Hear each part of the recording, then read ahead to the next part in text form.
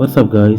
Welcome to another video. Remember a few years ago, well maybe 2 years I guess, when I made a video about Vita and why it failed? Yeah, I promised I would make another video for it, but I really get distracted easily and I've been really busy with many things like my job, my real life.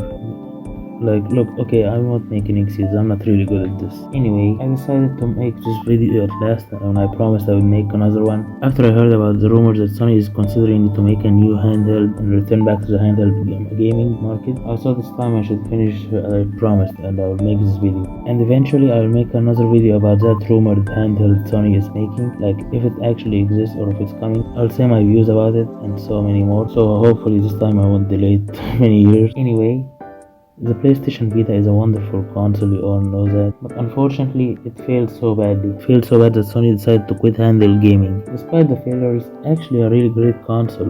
One of the greatest actually. Let's talk about what the Vita did right. And here are the 10 things that the Vita actually did right and is still great at it. Now let's start with the easiest one.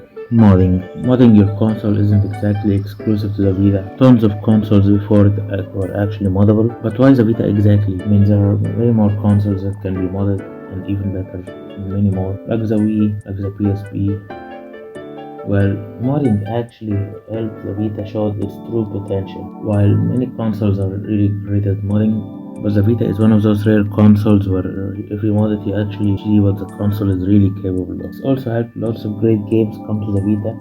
Many of them are bootleg, I won't deny it, but some of them are actually great. Like most notably, GTA San Andreas came on the Vita.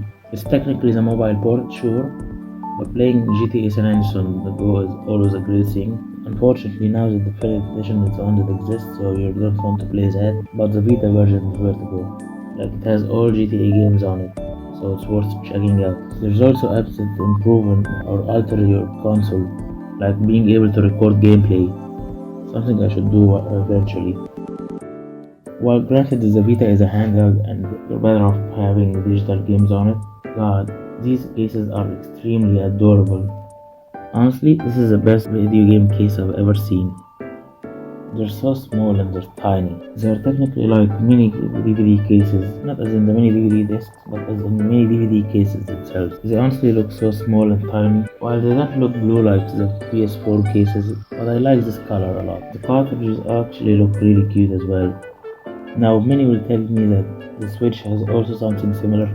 Honestly, I don't know really. I don't like it. It feels unnecessarily big compared to the Vita, just for a tiny cartridge. It basically screams waste of plastic in my opinion. Honestly, the Vita cases are the reason why I'm into game collecting. Unfortunately, the Vita cartridges are becoming more expensive lately because of how they are released in limited quantities and because I'm sure I'm not the only one who became a collector thanks to the Vita. While region lock is almost a thing in the past, I think Steam has it, and maybe the Switch 2 or whatever you wanna call it will have it, and to some extent PlayStation consoles have it. It's up to the developers to decide if this game can be region locked, like Persona 4 Arena. So why am I adding this as part of the good things about the Vita? Well, for two reasons. One, it's compatible to the Nintendo 3DS, didn't have it. And two, the fact that the Vita is region free means you can actually play mini games from any place in the world. Keep in mind that the world gave up on the Vita except for certain places, like Indies and Japan in general. While the Vita died and many gave up on it so quickly, not everybody did. Mainly Japan. There are really lots of Japanese games that came out even after it died, like Penny Punching Princess, A Rose in the Twilight, and many more. But there are also indie games. Indie games can be played anywhere and many of them end up being on cartridges so anybody can play. Speaking of which, also the PlayStation Vita console wasn't doing great. It actually helped a lot of developers become who they are right now and get better. And by developers, I mean indie developers. I obviously don't mean someone like 2K or Activision. There are really tons of great games that got so much bigger, like Shovel Knight and Skullgirls. Incredibly amazing games that really you should play. Indie developers have actually been doing great. It doesn't mean that the indie games fail on other consoles, but if we're being honest here, most indie games will get overshadowed so quickly by bigger games like Call of Duty, God of War, Mario, Halo, you name it. Most of these kind of games aren't really doing great here or at all. So indies have much better chance here. With no big game overshadowing it, now you can actually play the indie games on the go. If I'm being honest, I would have never known any of these games, and I would have never touched a lot of these games at all until I got the Vita. I'm not just trying to justify my purchase of the Vita. There are really tons of hidden gems on the Vita, most of which are indies. This will be a video for another time, but in the meantime, indies are doing really great thanks to the Vita. Or at least for its time until the Switch came. But you know what's great about indie games on the Vita? Two things. One, most of them have the option that if you buy them digitally, you'll get the PlayStation 4 or PlayStation 3 version or both, depending on the game you choose, and you'll get them for free, I mean. And the other thing is that a lot of these indie games have gotten cartridges for. Yes, that's right, they got physical copies of them. Thanks to many like Limited Run, they were able to make physical games for it. Unfortunately, they can be extremely limited. So if you have one of those rare indie games physically, well, I won't say congratulations. I only have like one indie game available physically here, thanks to my cousin again. Unfortunately, it's the worst Vita game I ever played. While this isn't exactly a very unique feature on the Vita, but I do appreciate the improvement it did on the PlayStation Portable. Like the microphone is so much better now and used a lot more. The PSP, I don't think it had a microphone, and I don't think it even had an attachment for a microphone. For the camera, well, now we got two cameras and you don't need special equipment for it. So that's actually a really great improvement, unlike the PSP. And while the camera isn't exactly the greatest, of course, keep in mind that this is a gaming handheld and it was released in 2012, so it's not really the best. But it was good for its time. Not only that, it was way better than the 3DS. No one can deny that. Not to mention that the camera was actually well used. Like, say what you want, but I actually find Little Deviants to be alright. Like, some of the mini games are great and some are bad, but I guess it does show what the Vita can do. I'm not gonna say that the DS is better or worse, but the DS at the time used stylus, which is okay. Touch screens at the time used stylus, and gaming handheld having a touch screen at the time is really amazing and innovative. But the 3DS having a stylus felt unnecessary in my opinion. While the stylus was used well, it felt more like an alternative for an analog stick, which is fine I guess for the time, because let's be honest, PSP analog stick wasn't the best. And it only had one, which I'll talk about it later. So at the time it was innovative. But the 3DS had only one analog stick and the stylus. Back then touch screens were growing and we didn't need stylus anymore, but the DS used it. The Vita on the other hand didn't use it, like you could just use your finger normally without any problem. And it wasn't really too sensitive, so you could play normally. But you know what's unique about this? Is that the back of the handheld, the PlayStation Vita I mean, is also a touch screen, or rather rare touchpad. Look, you can say what you want about it, and I won't deny that it can be hard to control at first, but it's actually really creative. Like once you get used to it, it actually becomes easy. And while unfortunately the Vita didn't last long, but if it was well used, the Vita could have actually been amazing. Like unfortunately not many games used it, but it was actually an innovative feature, you can't deny that. Look, I'll be honest, I'm gonna get a lot of hate with this, but I was never really a big fan of the two screens in the DS and 3DS. Like, I get the idea and they're really cool, but I don't really see it well used. And not to mention that, for the most part, it's usually just the heart on it. Like, I think it died and it's never gonna come back. Not even for the Switch. Correct me if I'm wrong, but I don't think any game uses it. Anyways, the PS Vita doesn't have that, so the games really work well on it. Not to mention that this also helps greatly in making the games being ported to other consoles much easier, because they don't really have to work around the second screen. Not to mention that there will be no annoying gimmicks that you have to work around in order to make the game unique for the Vita. So yeah, it can be good or bad. Like the touch screen has its own gimmicks, but the Vita, no, not really. The PSP was really revolutionary for its time.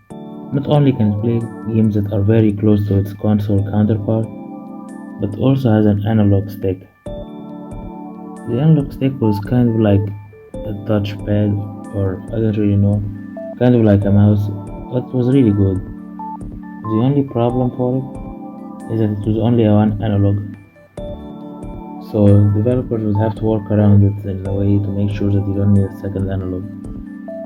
Sometimes it works, like God of War games, and other times it can be really annoying to the point that they have to make the camera the normal buttons like the square and so on. it can be awkward. Not to mention that the PlayStation 1 games have to work around it a little bit sometimes, which can be annoying. The PS Vita on the other hand has a second analog stick, not only that, but an actual analog stick. So it's really great and it works really well. It's not a circle thing like the PSP, instead it's actual analog sticks. Well, granted there are no shoulder buttons for it, like there's no R3 and L3, but this is where the touch screen comes, so it was well handled here. Look, backwards compatibility is a feature that shouldn't be really seen as a new cool thing, but it is something that should be mandatory in all consoles and handhelds. So why am I adding it as a great feature for the PlayStation Vita, especially when the 3DS has it? Well, let's discuss why. The PlayStation Vita uses cartridges, something that the PSP doesn't use, and it doesn't use UMD, so that means physical PSP games are impossible to play. But instead digital games do it, so that's why I like it. It's a great feature, because now while unfortunately physical games are gone, but digital games are still with you. And let's be honest, even at the time if you are still using physical games and you're either a collector or don't like digital games, most of us probably use it to hack the PSP. Another cool thing is that the PS Vita lets you map the buttons how you want. That includes the second analog stick. You can map it to make it feel like a second analog stick, which comes in handy in many games that uses the circle, square, triangle and the X button as a camera or things like that. This makes many games much easier and much better to play. Another thing I want to point out is that the Switch isn't backwards compatible with anything. While I get that the 3DS has two screens so it can be a little difficult, and the Switch uses cartridges instead of the Wii U, but in my opinion I really don't see this as a great excuse. The Switch can be played in many ways, and you can even play it horizontally, so they could have worked around the screen things for the 3DS. And from what I know, the Wii U is way weaker than the Switch, which is why almost every game on the Switch has a successor or a remaster for it. So I find it a cheap excuse. And finally, for the last one, the games. Like really, this is obviously a no-brainer for some, but shocking for many. While the console may have failed, the PS Vita has lots of great games. I could really talk about them for a long time, and I could make even a video about the hidden gems, a series of videos where I talk and try about all the Vita games.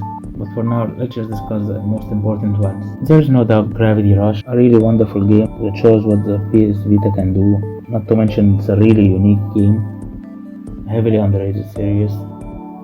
There's also Dragon's Crown,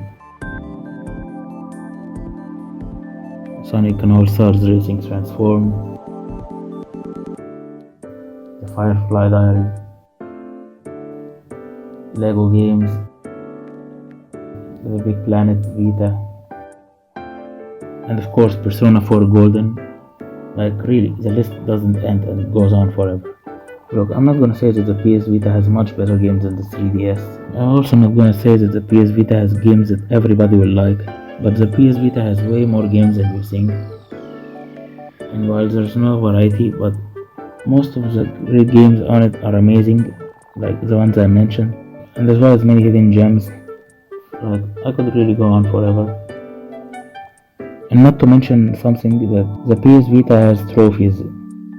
This is honestly really great. It's not counting mobile phones, because I don't think they actually make achievements for mobile games anymore. But the PS Vita is the only handheld to actually have achievements. If you might say Steam Deck does the same, but this is more of a PC. And I should let you know that not all of them got ported to other consoles. Some of them are still exclusive to the PlayStation Vita or PlayStation consoles in general.